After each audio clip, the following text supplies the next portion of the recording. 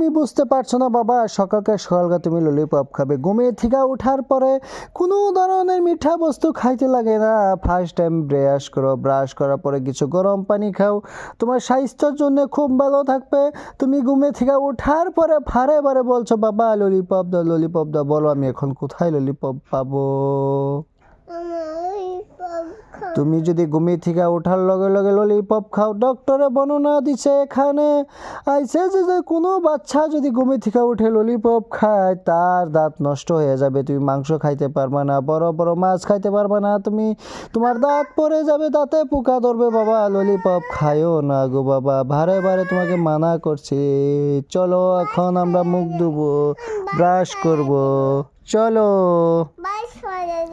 না না বাবা, তুমি বালিশ কেন ফেলে দিচ্ছ বাবা? বালিশ ফালাই দিলে তোমার আম্মা আমাকে মারবে, তোমাকে মারবে, সবাইকে মারবে, সংসারে একটা। চলো চলো।